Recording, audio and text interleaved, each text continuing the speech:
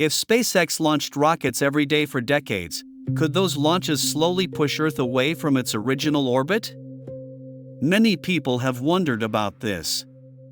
Newton's third law says that when a rocket moves forward, Earth must feel an equal and opposite reaction. If launches became continuous and humans were repeatedly sent toward Mars, could that reaction alter Earth's rotation or even its orbit around the Sun? We can answer the question with a few estimates. A rocket accelerates upward by throwing hot gas downward. Through the launch pad, the atmosphere, and gravity, momentum is exchanged with the planet. During every launch, Earth truly receives a tiny recoil velocity. So the right question is not whether the effect exists. The right question is how large it can become. Human engineering can measurably affect Earth, although the effect is astonishingly small. The Three Gorges Reservoir holds roughly 39 billion tons of water. Raising and redistributing that water changes Earth's moment of inertia. The estimated result is that one day becomes about 0.06 microseconds longer. Not seconds, microseconds. The change is real, yet almost impossible to notice. Would large-scale Mars settlement matter more? Imagine that 1 million people leave Earth every year. Give each person 100 tons for a spacecraft, equipment, fuel, and supplies. That would remove about 100 million tons from Earth each year. It sounds enormous. Earth has a mass of roughly 6 sextillion tons. 100 million tons is only about 1/60 trillionth of that mass.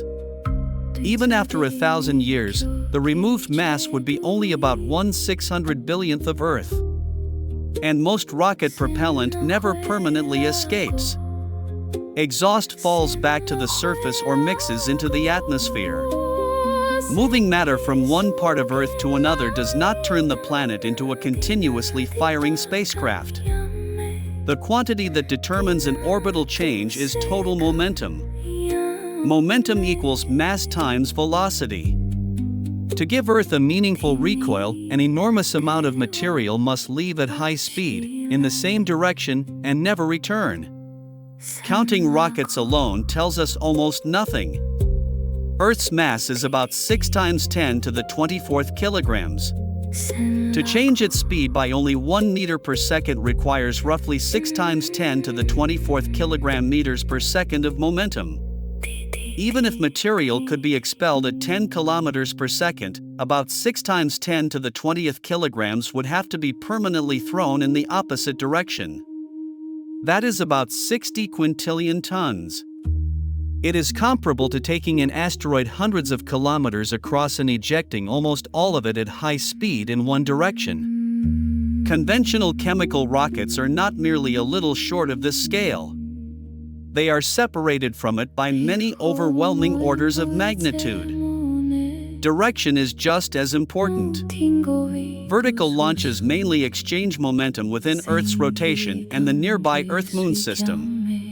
To change Earth's orbit around the Sun, thrust must remain aligned with, or directly against, Earth's motion around the Sun. Launches scattered around the world and pointed in different directions cancel much of one another's heliocentric effect. In the extremely distant future, the answer becomes more interesting. A civilization with true celestial engineering capability might spend millions of years ejecting asteroids, lunar rock, or other resources at high speed in one controlled direction. In principle, Earth could then change its orbit like an unimaginably massive and very slow spacecraft. This is not pure fantasy.